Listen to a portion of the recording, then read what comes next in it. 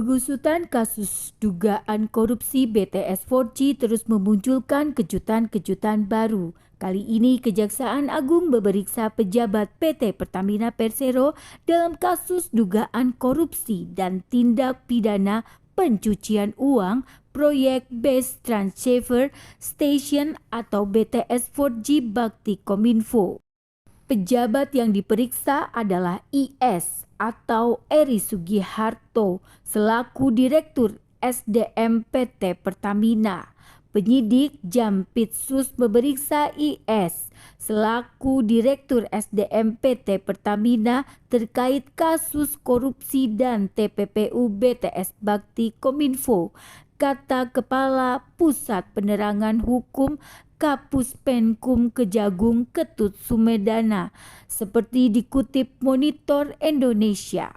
Selain ES, lanjut Ketut pihaknya juga memeriksa 6 orang lainnya yang berasal dari PT Aplikasi Nusalintas Sarta dan juga dari PT Huawei Tech Investment.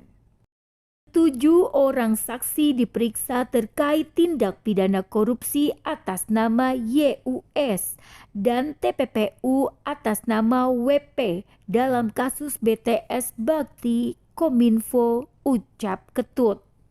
Seperti diberitakan, nama Eri disebut dalam penggalan berita acara pemeriksaan atau BAP yang beredar milik tersangka Irwan Hermawan dalam BAP-nya sebagai saksi Windy Purnama.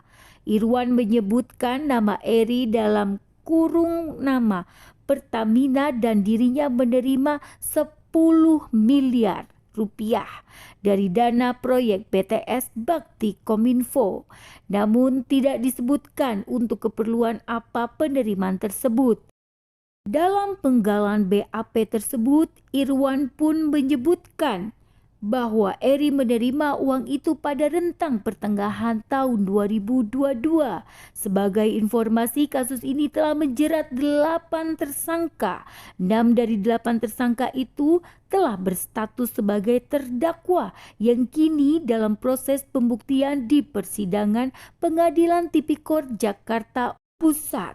Di antaranya AAL selaku Direktur Utama Bakti Kementerian Komunikasi dan Informatika, GMS selaku Direktur Utama PT Mora Telematika Indonesia, YS selaku Tenaga Ahli Human Development Universitas Indonesia tahun 2020, MA tersangka dari pihak PT Huawei Teknologi Investment. IH selaku Komisaris PT Solich Media Sinergi pada 22 Mei 2023 dan Johnny G. Plate Menkoinfo nonaktif.